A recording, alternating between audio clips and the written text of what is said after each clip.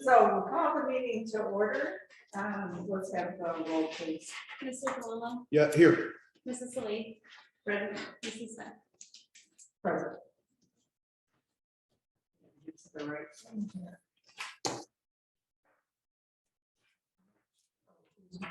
Pardon me, I'm sorry, I'm public. There we go. All right, we have at least one addition for the agenda. Ryan, would you want to present that? Look at the wording here. Yeah, I've got it. You want me to say it? You have it right? Yes, I Yeah. do. So what we're going to do is add an action item. Let me look at our action item E. And what that action item E is going to read, to approve the template agreement with former administrators in its substantial form and authorize the superintendent principal and our board president to finalize and execute agreements on the board's behalf. And this is with regard to our agreement with Mr. Barkowiak, Sasho and Mary and Steve Ladd in terms of the previous administration. So that will be action item E. Excuse me, are there any other additions to the agenda? If not, do I hear approval of the agenda with that addition? So moved by Jackie. I'll second. Right, it's real. We'll have the roll, please. Mrs. Salee, Present. Mr. Palumbo, Yes. Mrs. Smith. Yes. Next, Kelsey so kindly placed our minutes before us from the November 16th meeting. Is there a motion to approve those minutes as submitted? So moved by Jackie, is there a second? Second. By Israel, whose voice is recovering from yelling too much at a game on Sunday. I have the roll, please. Mrs. Salee, Present. Mr. Palumbo. Yes. Mrs. Smith. Yes. And we turn to you, Steve, for our sponsors report. Well, thank you, Jean. First and foremost, Merry Christmas, Happy Holidays, everyone. Christmas. We are currently kind of, preparing for our two major uploads in the spring.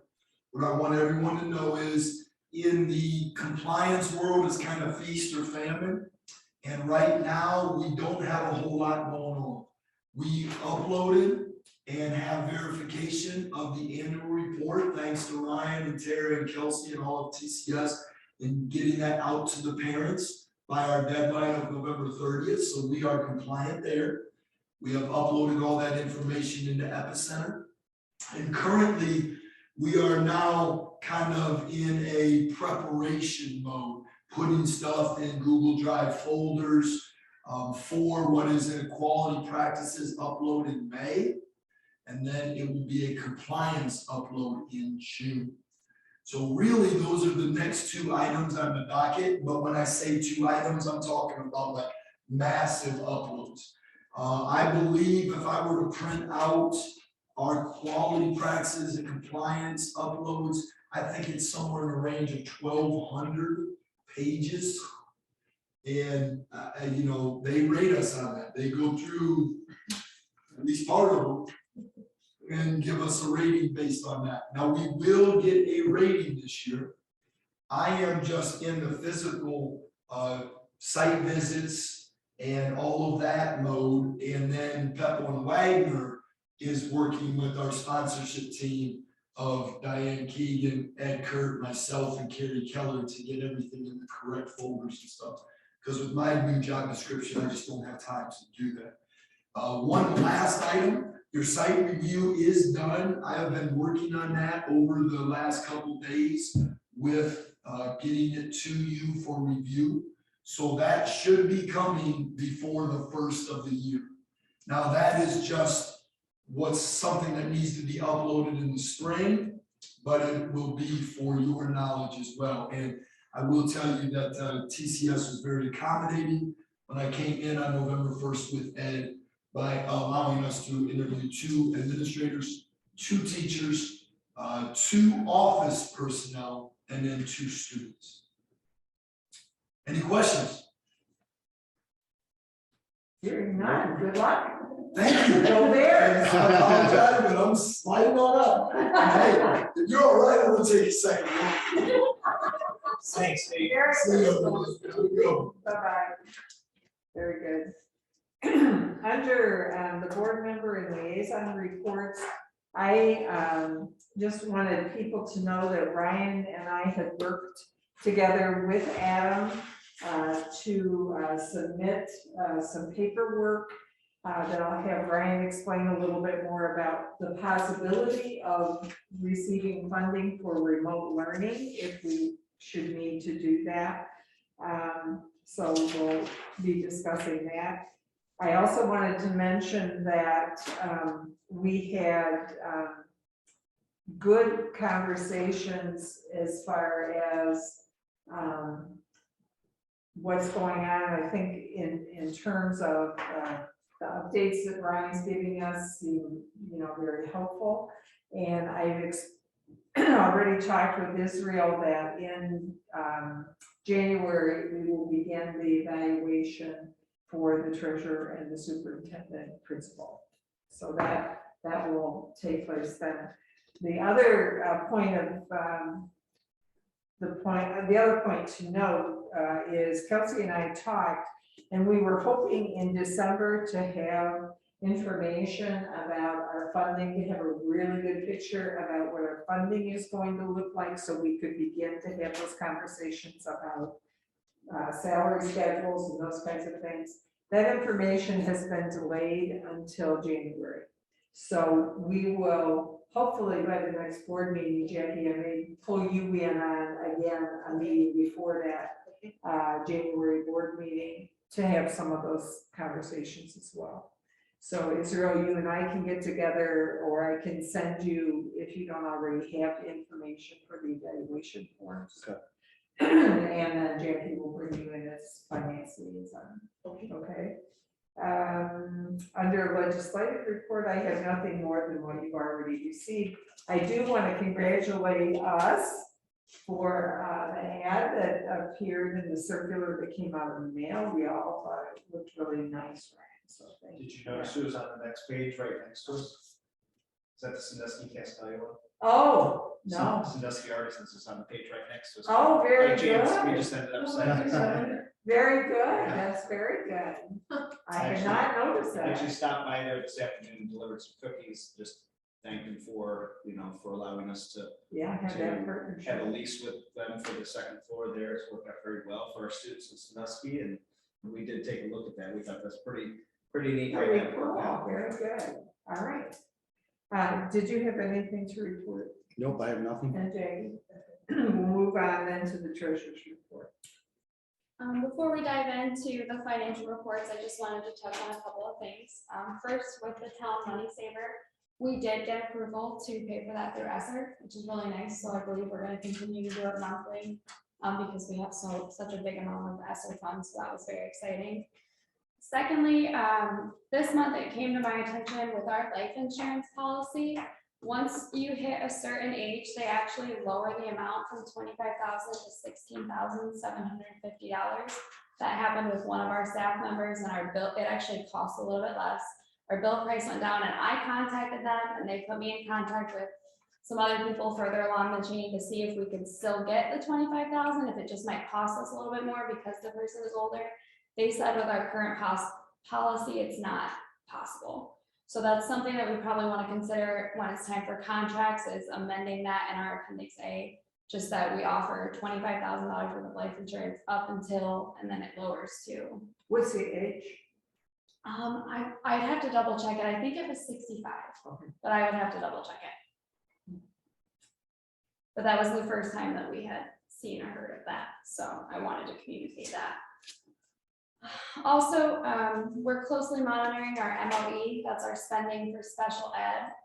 As you know, we have to spend the same amount for each student every year. We were concerned it might be a little close because of last year, we didn't return 2 intervention specialists. We didn't replace them. We had 3 leave and we replaced 1, but she had the one that we replaced had been paid through a grant. So I'm very closely monitoring that. I've been working with Barb, our EMIS coordinator, and I had a meeting with Diane Keegan as well, just trying to code expenses and do whatever we can to try to make sure that we're going to meet that. So that's being closely watched. Finally, we got our notification that our financial and EMIS audit is going to take place the week of January 10th. So we've begun preparation for submitting the necessary documents with that. We can move on then, if nobody has any questions, to our financial reports. So if we flip past the minutes.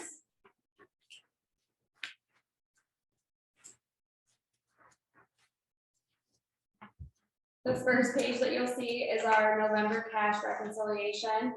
We had $82,178.48 of outstanding checks, bringing our ending fund balance for the month to around 2.5 million. Next, we have our check registry. There are a couple of things I wanted to point out on this. If you look at the first 2 items, our payroll and how high our payroll is for the month, when we look at, and this includes who we're paying out of grants. This is just the total. So not all of this comes from the general fund, but just something to keep in mind when we look at our total payment for December that's included later on.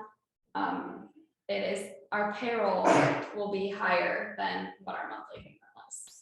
Again, that includes what's coming out of grants right now. So we're paying some of those out of ESSER, we're paying some of those out of IDEA and Title I, but just something to take note of.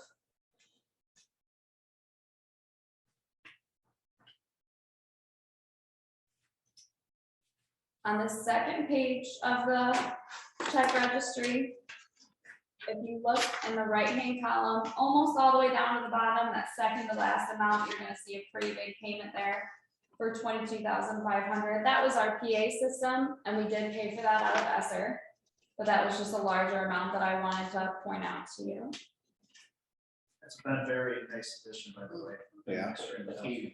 Huge. In what way have you used it? Just give me an example. Calling students down to lunch, letting students know that their bus is here. The buses is a huge Buses, one. Good. So how long would it normally take to round up half a dozen kids that were? I'd say it probably takes it to 10 to 5, from 10 to 5 maybe. 10 minutes to 5 minutes, saves some time that Yeah, way, because I bet. everybody gets the message at the same time, whereas if we send a group me out to the staff's phone, they may see it right away or they may not see it right away, and remind the students that your bus is here. Cool. It's not as, it was somebody walking out to that main area and yelling, you know, and it's not as intrusive, I guess. Yeah. And more importantly, it's, it's gonna be beneficial if there's ever an emergency, and Right. notify everyone in the building. Following our disbursement summary, we have our outstanding disbursement summary. If there are no questions over either of those, we can go ahead and move along to our monthly spreadsheet. Leslie, I do want to ask the Ohio Bureau of Workers, is that for workman's compensation? Yeah, that's our premium that we pay each year. Okay.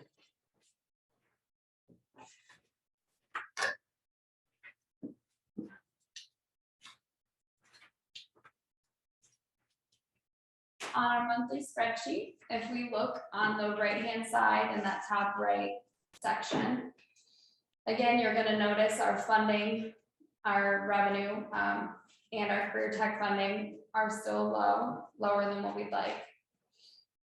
However, if you look below that at our expenses, if we take a look at the bottom left corner section, 5 months into our fiscal year, we would anticipate being at around 41.7% of our expenses. So we are low on most of those, which is good. We're falling about where we want to be, slightly below it.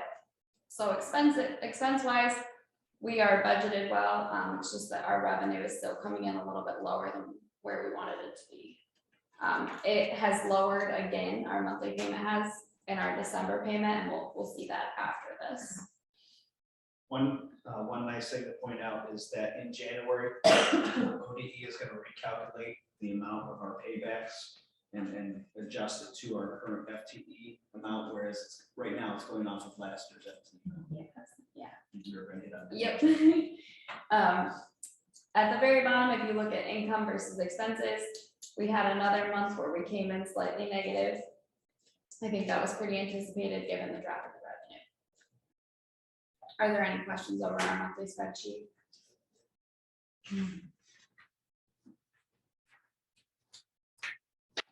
Looking at our December payment, a couple of changes to note. On the right-hand side, if you look at that third number from the bottom of the first section, the negative $2,784.03. That was our CBI funding, our career tech funding for the month. It was actually a negative amount.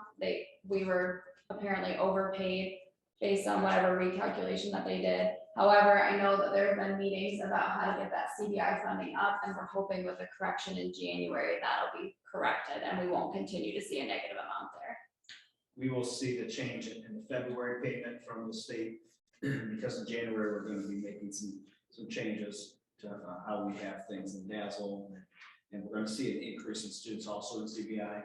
So we anticipate seeing that bump back up to where it should be, we think it should be come February. Below that, the total state support as well as the facilities funding are slightly lower, just based on slightly lower FTE for the month. And then I wanted to talk about under the adjustments category, Ryan did just hit on this, but that $32,272.13, that's our payback for our FTEs. That's what's going to be recalculated in January. So you can see right now it is a significant portion of our payment, but when it's based on our current FTE, that will go down significantly. Are there any questions over our December payment? I guess my question is, then at this point in this month, at this time, it's a matter of waiting to see what comes out in January. Yeah, we're gonna take And a then look if at we that. still have this negative effect on our budget, then we need to come together and talk. Yes. Following our monthly payment, we just have our monthly FTE report for December. It was around 356 for November, so just slightly lower, but it does have an impact on funding. So we're at 353.86 for the month.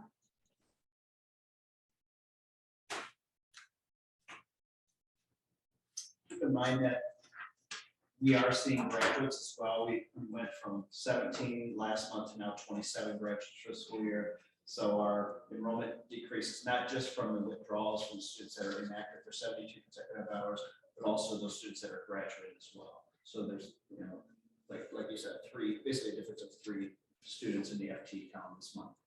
And usually we see a little bit higher enrollments around this time of year as that semester change hits and students realize where they're at credit wise. So this is usually a time of the year where we get more enrollments. And also with our continued advertising, I think we're also hoping to see a spike in enrollment as well. I know we already have 7 enrollments scheduled for the first week back, I believe. And I'm getting email requests through the website, 1 or 2 a day right now. Plus, there's phone calls that are going to Sherry's enrollment phone too. So January, I think, is going to be a busy month with enrollments, which is good. And I think the advertisement's going to help too. Hopefully it's one of those things that helps us hit, like we talked about, the Lorraine County area where we don't have enrollment. And I've asked Sherry, if she does these enrollments, try to find out where they found out about Townsend so that we know if the advertisement is effective. The last thing I have to present for tonight, David and I have had a few meetings with our current supplier who we lease our copiers from and who we have our printers through. They gave us a cost summary of what we're paying right now, and we're looking to update some of the equipment. I'm gonna let David talk about it a little bit further. But we came up with, working with him, we came up with a proposal that we thought was definitely, what we wanted to go with. Let's stand up, so I'm not talking at your back. It's pretty much just a standard copy contract that, businesses and education institutions have with these companies. Basically, they take all of our old equipment and handle recycling or whatever it is they do with it. Replace it all with new, which means that any of the headaches that we have hopefully would be gone. We have one copier that is heavily used, but especially by teachers, that has been problematic. And I'm eager to get that replaced. The nice thing is that it's actually cheaper. So we'd be saving about $100 a month. We are eliminating one copier that really doesn't get used. It's actually in a closet. It's only used by a couple people, and I spoke to those people individually, and they said, as long as the one in the mailroom is reliable, we're cool with it. So if you notice, the company's called ComDoc. That might seem new to you. They sort of are. They bought out MT Technologies that we've had contracts with in the past, so now they own all of the leases that MT Technologies had prior. So if you have any questions, they do provide the toner as well, so that's a cost. We're saving money, we get toner, we get new copy.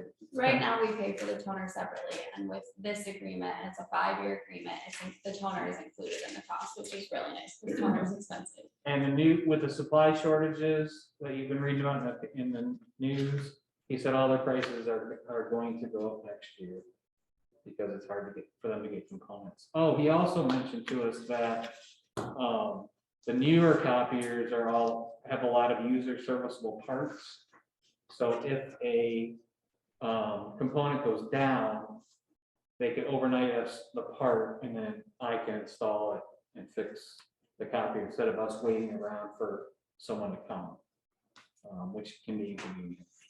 Our current leases are set. We have one, I believe, that's up in 2022, and then two that are gonna be up the following year. Right. So if their prices are going up in January, once our leases are up, our prices would go up with that price increase. Right. So I think it's a good idea to get this agreement in now before we see that price increase, and we're locked in at this lower price for 5 years then, and we're getting all new equipment. Yes, That's good. yes. Wonderful. So what are you proposing? Which of these figures are we looking at? From the 1,046? Yes, that would be the new cost. Okay. That would be our monthly cost compared to the current amount of $1,133.91, and it's a 5-year agreement. Okay. The newer copiers are a lot more efficient with the toner and stuff like that. I'm not sure that's how they're able to offer us a lower price, because it's just better equipment, better toner. So are we continuing to pay, so we're paying 1,046 for the new agreement, and then we're continuing to pay this other amount for 2 years until our lease runs out? No, they pay all of our leases. Like, they pay out the leases that we currently have, and then we have our new agreement. So we're not paying for the old leases plus the new agreement, we're Okay. just paying the new agreement. Okay, gotcha. Is there a motion? To approve the new financial, or the new contract?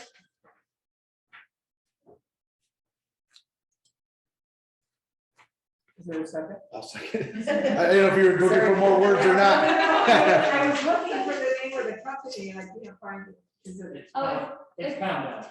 If you look on the second page with the 1,046 and the key benefits below, he has the company name listed. ComDoc/MT, which is the MT Business Technologies. They're transitioning away from the MT name. Okay, They just use it because of it. gotcha, okay. They all, they're out of, MT is out of, so they didn't go out of the Mid Ohio area school.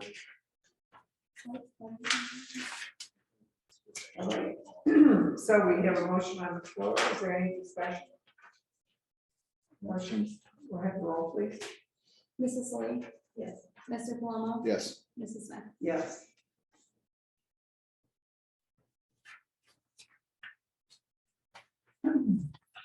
Do we have anything else for us? That's all. All right, is there a motion to approve items A through D? Now we get an E. No, D is part of the one that's there today. Okay, so do we have a motion to approve the treasurer's report? Jackie? Second. And Israel. Familiar theme this evening. Let's keep it going. Very good. All right, we'll move on to the superintendent's report. Okay, in your folder is a breakdown of our current enrollment, actually as of yesterday. When you look at it by school district, it comes out to 502 students. 498 of those students are within the 6-county radius. So we're now down to only 4 students that reside outside of the 6-county radius that would have been grandfathered in from the past. Again, so we've seen a slight decrease from the beginning of the year to now. Again, there's multiple factors there. There's the graduates, which we have 27 graduates, and there are students that have been withdrawn due to the 72-hour rule. We have to do by state law. But we also have seen enrollments come in as well, along with re-enrollments, which kind of help keep that number pretty steady, although there's been a slight decrease from start to right now. So hopefully we see an increase here in the next month or two with the new enrollments that are coming in. Are there any questions on the enrollment data? Okay, and then this past week, we received our rating for special education for this past school year. And there's a color copy here in your folder. And I'm very pleased to announce that we had a rating that meets requirements. So this is a very good sign that Ashley and our special education department are doing an excellent job, and I give Ashley a ton of credit for this very good rating here. Are there any questions on the special education report? I appreciated your comment that the SST or the SS2 person was complimentary to, not just that we meet requirements, but people are noticing changes. That meant a lot to all of us that were in that meeting the other day when she said that Townsend is a shining star for schools that she works with that are similar to our, our more career focus for students, especially at this population. So when she said that I think that meant a lot to everybody in the call. Okay, moving on. New business for this evening. Item A is recommendation to approve the awarding of high school diplomas to the following students upon successful completion of graduation requirements as set forth by the state of Ohio. The students are listed there on the agenda. Item B is a recommendation to approve policy 234, electronic communication devices as presented. And let me briefly explain this policy here. So we already have policy 234 in place. There's just a slight change here. And this change prevents students from wearing body cameras in school building that could continuously video in the building.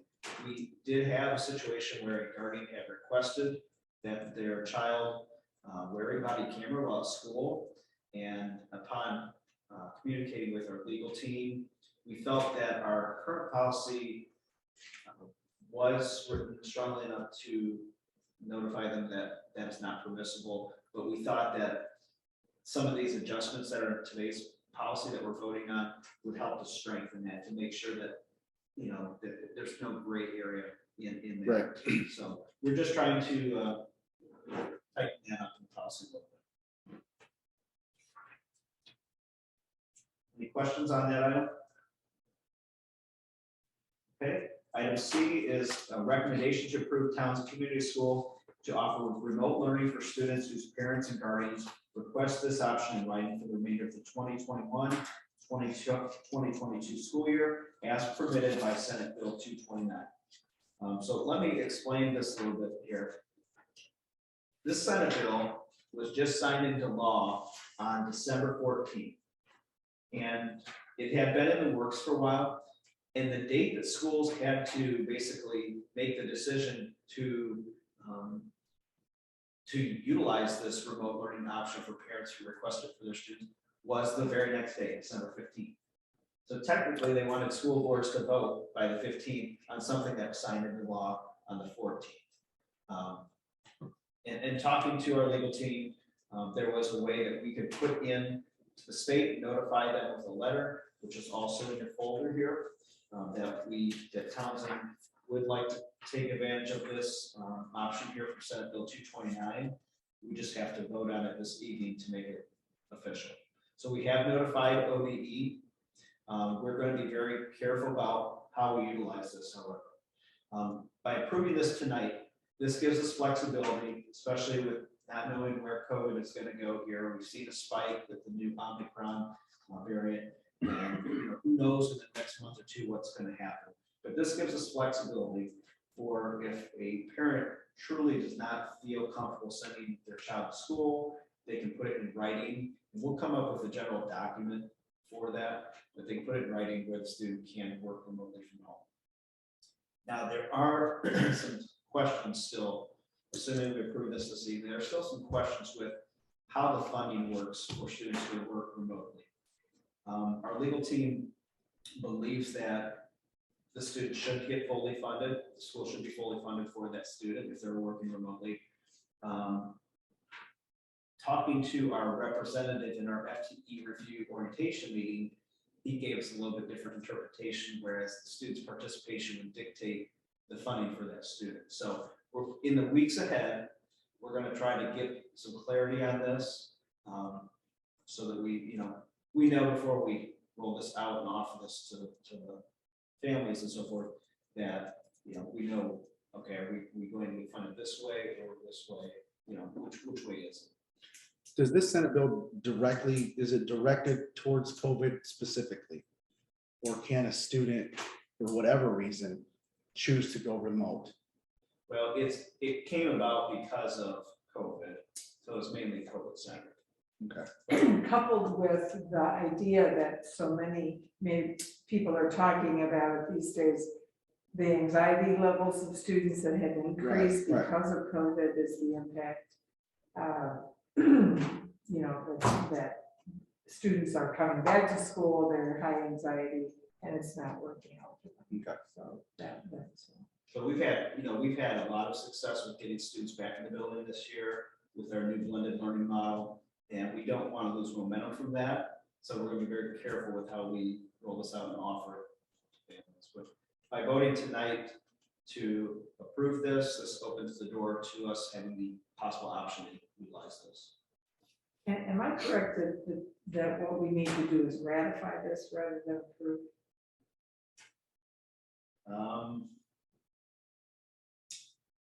That's a good question. I think by voting on it the way that it's formatted here, this will ratify it. Okay.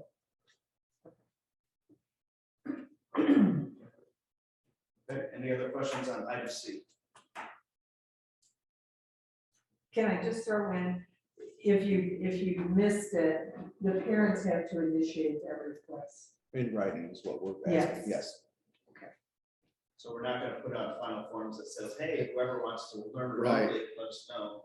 However, word does travel. If one or two students, take advantage of this, it could, others, maybe informed by students as well and want to take advantage of it, which it's up to them and their parent if the parent wants to pursue. Right.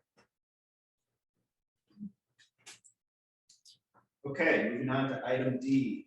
It's a recommendation to approve out-of-state travel for professional development for Karen Circle to attend the 2022 National School Social Work Conference in Chicago, Illinois, from April 7th to the 9th. This past year, both Karen and Carrie Bernard attended the conference, but it was virtual this past year. But they said it was phenomenal. They picked up a lot of useful information from it. It looks like currently the conference is scheduled to go back in person this year. Karen would like to attend that conference, so which is why we put this on the agenda this evening. Now, who knows, maybe in a month or two down the road, they may make this virtual or go back to a hybrid option so that it can be done remotely, but at this time, it's supposed to be in person. So By voting on this, it would allow the out-of-state travel, and we do have professional development funds that would be able to help fund this. So do we pay registration costs as well? Registration costs. Because this doesn't include that, does it? This says out-of-state travel for professional development, Yeah, so out-of-state, okay, so the travel, registration. registration, and hotel. So the estimated cost, I have it on my desk, I can go grab it.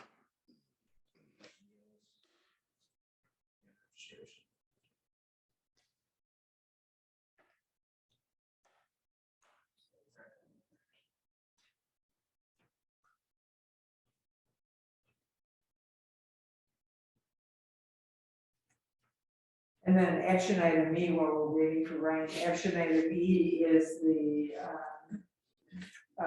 recommendation to approve the template that we sent to the other administrators. And Kelsey, do you need that wording?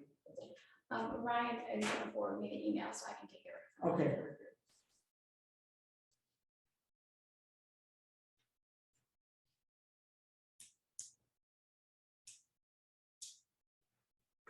Well, again, while we're waiting for Ryan, has there been any discussion or development with professional development committee and recommendations for school-wide emphasis on theme or program or whatever? We have talked about professional development in regards to PBIS.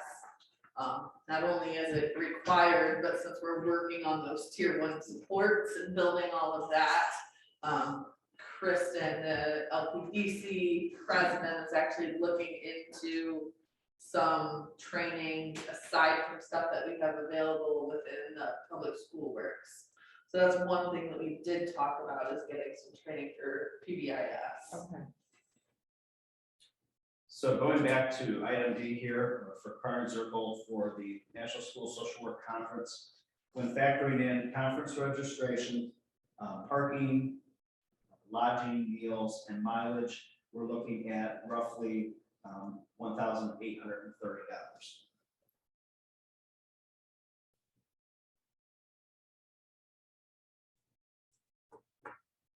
And we can use our funds for professional development. We can, but she is coded as our special education assistant because that's her title. And so that expense would go toward our MOE. Okay, So it's likely that I would take it out of the general fund to have it go toward our special education expenses. okay.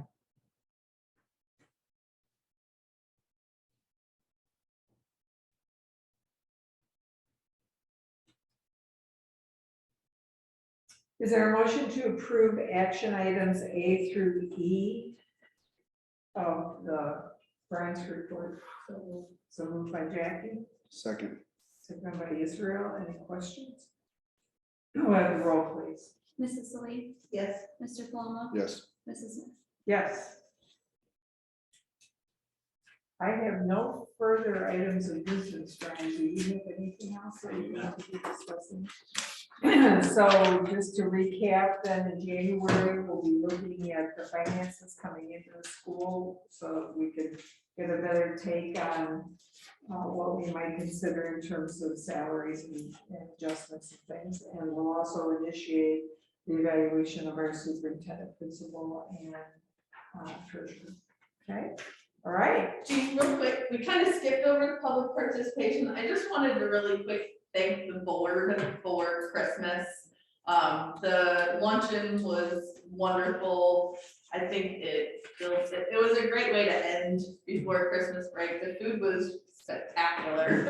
One, I hear really good things about It was really good, and it was just really nice, you know, everybody's sitting around kind of relaxing that last couple hours of the day, and then the cards and everything were really appreciated, Okay. so. On behalf of the entire staff, I'd like to thank the board for that. That's very kind. All right, anything else? Just what time for the next board meeting? At 5. At 5. Mhm. I have nothing. All right. Is there a motion to adjourn? So moved. I will second. And the meeting is adjourned. Thank you, everyone, and Merry Christmas and Brian. Thank you. Very nice. Thank you for our tokens here too. That's wonderful.